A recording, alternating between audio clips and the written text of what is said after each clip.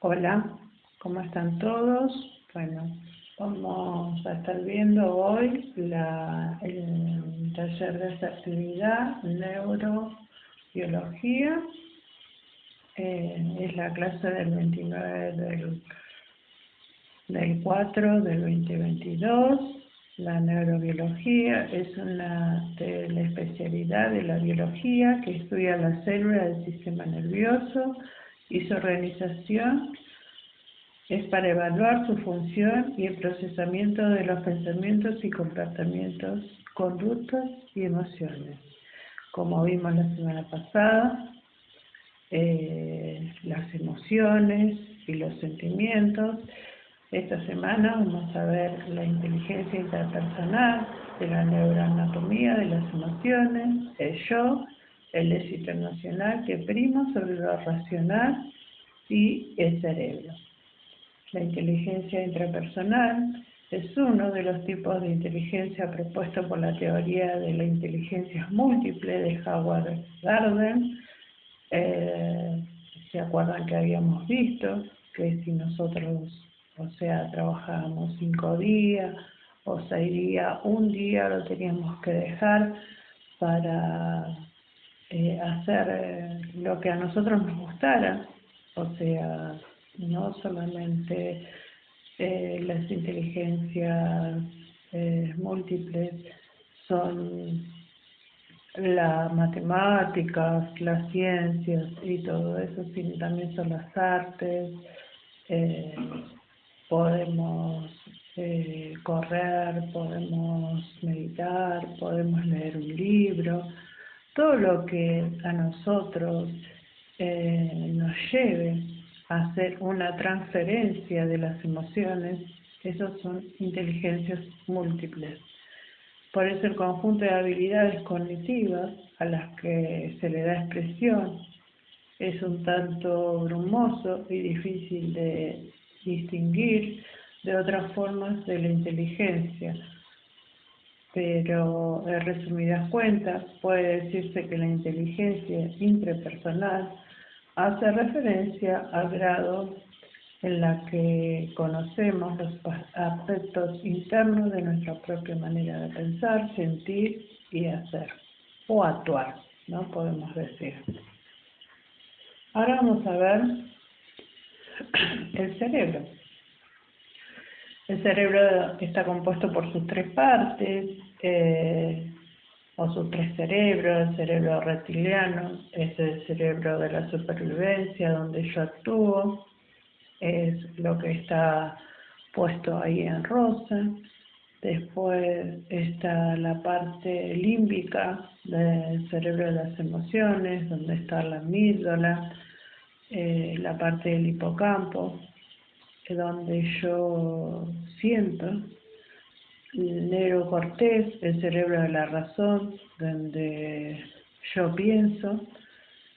Y vamos a ver cómo actúa, ¿no? Cómo trabaja nuestro cerebro en las emociones.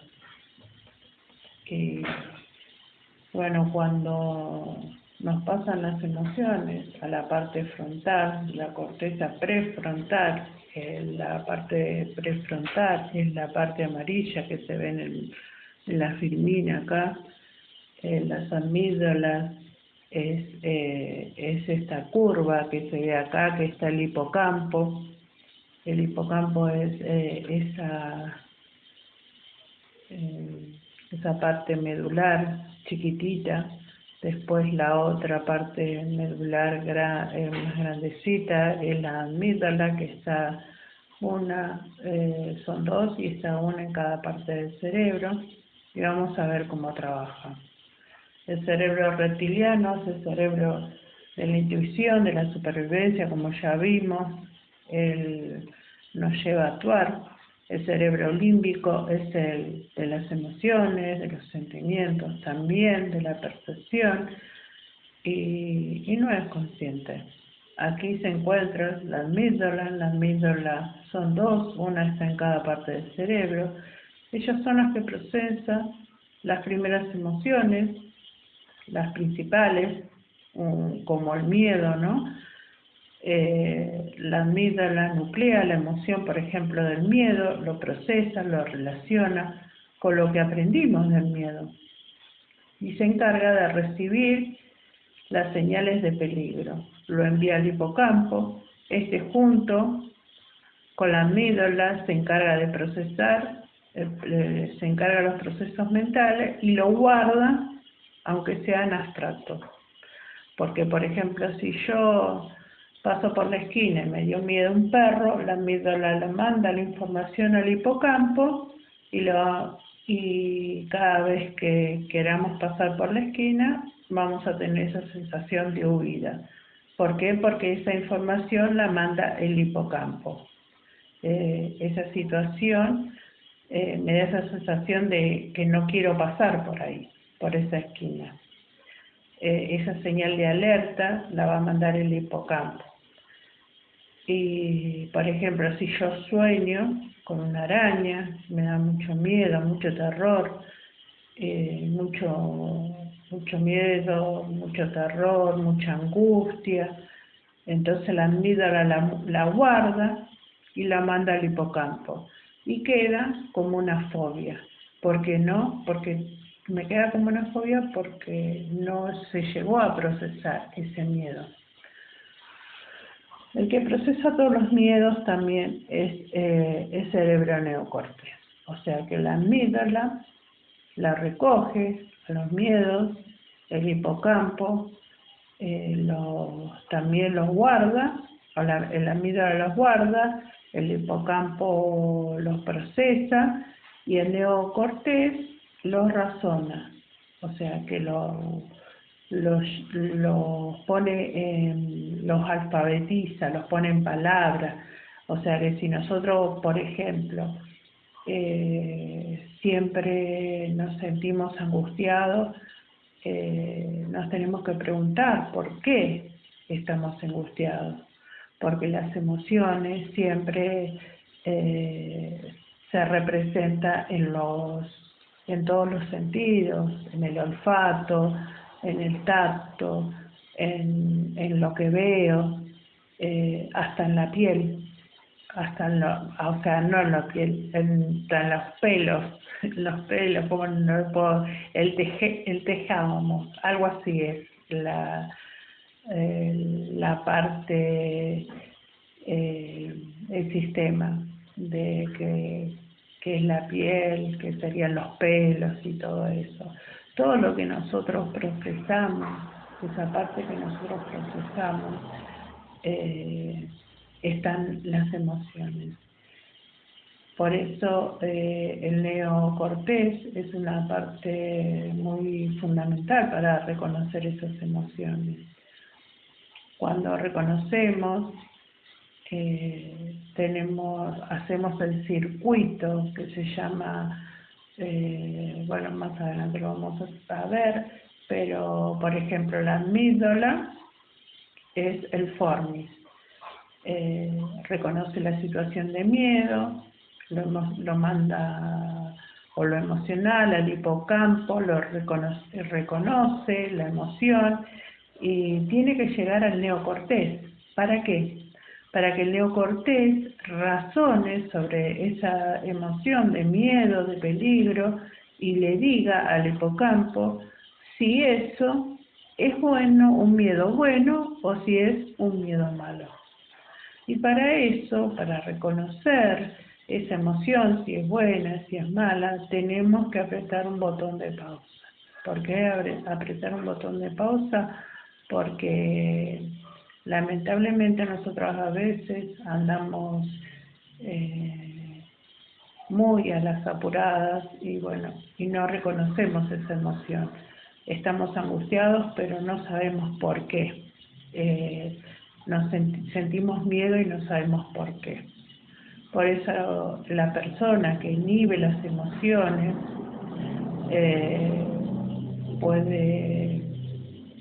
puede tener depresión, baja autoestima,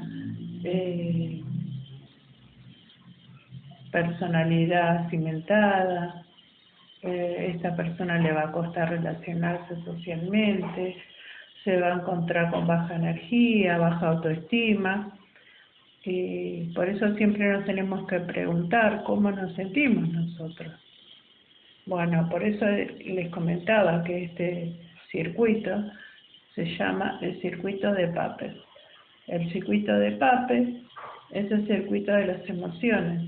James Papez nació en 1883, murió en 1958, fue neurólogo estadounidense y hizo el principal aporte en la neurología y en la psicobiología. Este circuito que interconecta el hipotálamo y el cortés propone como un sistema emocional que nos trae una herramienta muy importante porque nos hace reconocer y produce un control en la corteza cerebral sobre las emociones. Por eso tenemos conciencia en lo emocional por la corteza neocortés, tenemos la experiencia que tenemos la emoción, tenemos una experiencia emocional, va a las amígdalas, que es el formis, después va al hipocampo, después va a la parte prefrontal y después va a la neocorteza, a la conciencia emocional. Pero para salir de este circuito vamos a reconocer un poquito más lo que es nuestro cerebro. Y vamos a ir a las neuronas. Las neuronas es una célula del sistema nervioso formada por un núcleo, que ven en ese puntito verde.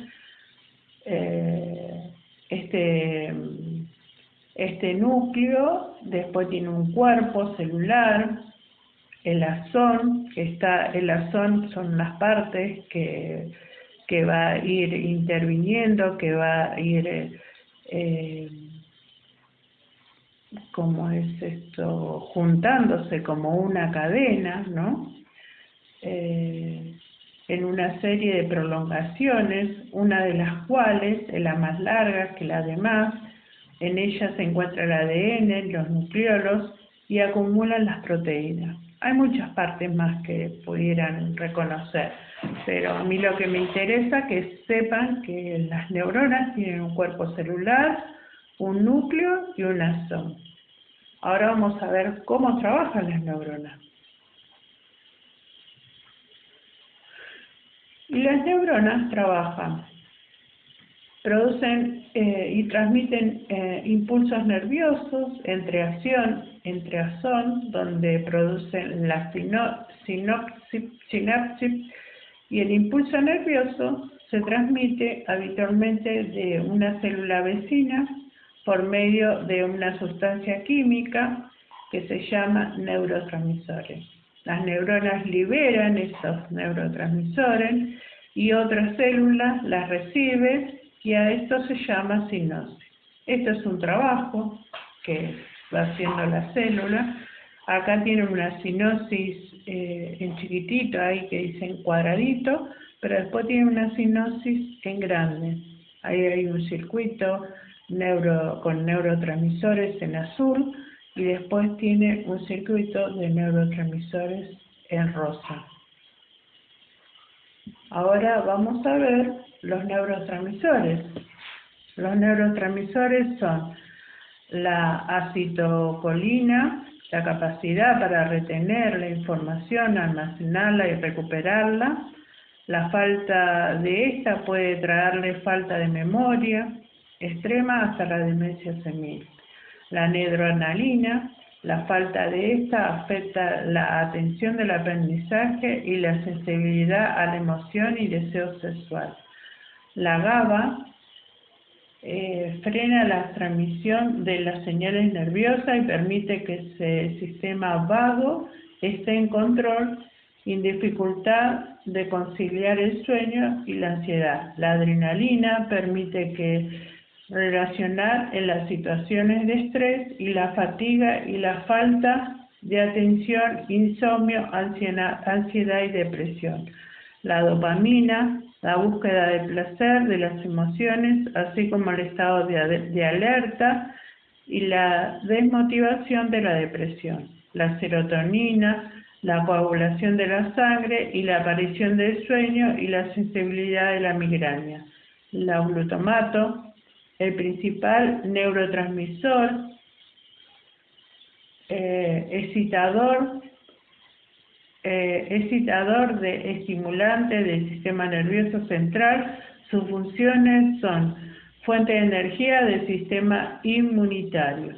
La excitocina puede ser liberada por un simple abrazo o una caricia o un beso. Esto está relacionado con la confianza y el altruismo y la generosidad y la empatía y la compasión. El cortisol hace que el cuerpo produzca energía para manejar el estrés. Si nuestro cortisol está alto por muchos años, le puede traer pérdida de memoria, diabetes de ciertos tipos, ¿no? La endorfina se conoce como la droga de la felicidad, es el proceso analgésico segregado por el cerebro para aliviar los dolores del estrés e influye en la modulación del apetito y la liberación de hormonas sexuales en el fortalecimiento del sistema inmunitario. Y acá vamos a ver, acá van a ver ustedes con tranquilidad las cantidades que tiene una esquizofrenia, la ansiedad, las cantidades de neurotransmisores. Ahora vamos a ver el sistema nervioso autónomo. Posee dos divisiones. Posee la división simpática y la división parasimpática. Se diferencian por su anatomía, su función y por su transmisión química.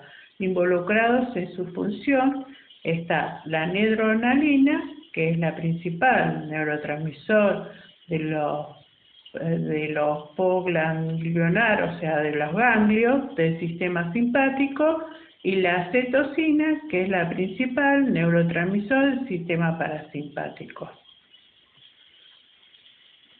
Y vamos a tratar de explicar todo lo que está en verdecito, son las glándulas, y intervienen todos los órganos. Y vamos a ver cómo se tiene que regular el sistema. Vamos a empezar por el sistema simpático. El sistema simpático tiene 3 glándulas en medio de la columna, vendría a ser en medio de la médula. Está protegida por un sistema óseo que sería la columna, y dilata las pupilas, inhibe la salivación, pero vamos a ver la otra filmina que nos va a dar más información. La división simpática prepara el cuerpo para la acción a medida de la respuesta del estrés, la aceleración de las funciones corporales, los latidos cardíacos, la cantidad de sangre que llega al cuerpo, la presión sanguínea, el metabolismo, gasto de energía. O sea que el sistema simpático nos da alerta a la respuesta de lucha o huida. Siempre, si tenemos un sistema simpático equilibrado, podemos estar fuertes para la lucha o huida. Después está el sistema parasimpático. El sistema parasimpático tiene sus 3 glándulas. Interviene la parte del cerebro, la parte glandular está en el hipocampo, está en el tercer ojo, sería en hipófisis, y también está en la parte de la tiroides. Bueno, controla las pupilas, estimula la salivación, contrae los bronquios, disminuye el ritmo cardíaco, pero también, bueno, acá abajo tiene una conexión, abajo contrae la vejiga y también la parte de los ovarios. Pero vamos a ver en la otra filmina que nos dice lo que trabaja el sistema parasimpático. El sistema parasimpático regula primariamente la actividad restauradora del cuerpo, se enlentecen las funciones corporales, la frecuencia cardíaca, movimiento de los músculos, alisa la pared intestinal, activa las glándulas salivales y activa la glándula digestiva. Este sistema parasimpático ayuda mucho a que estemos tranquilos, ayuda mucho al cerebro y ayuda mucho al equilibrio neuronal. Ahora tenemos la división entérica, que muchos le llaman el segundo cerebro, o la división entérica se encuentra en el intestino, se le dice en el tercer cerebro también. Es una red neuronal que se encuentra en las paredes del tubo digestivo. Está interviniendo el plexo oral mucoso y el plexo oral muscular. Vemos cómo intervienen los intestinos, el intestino delgado y el intestino grueso, y por eso a veces, bueno, hay muchos cánceres de colon y mucha gastritis y todo eso, porque bueno, es como que los nervios también influyen en todo lo que es la división entérica. Ahora, si nosotros tenemos un desequilibrio de neurotransmisores, cuando está un desequilibrio de la homeostasis, homo es hombre, homeostasis es equilibrio, ostasis es equilibrio, los organismos tratan de mantener su capacidad interna estable, ¿no? Y van compensando esos cambios provocados por la vida, por el estilo de vida, llevados por nuestras circunstancias, ¿no? Nosotros vamos yendo por la vida con nuestras circunstancias, bueno, y esto desfavorecen a un desequilibrio de los neurotransmisores, ya que pueden llegar a producirnos estrés por un estilo de vida, por llevar una herencia biológica, alimentaria, consumo problemático, por contaminación ambiental, nos puede llevar a la depresión generalizada o con tener algunas patologías.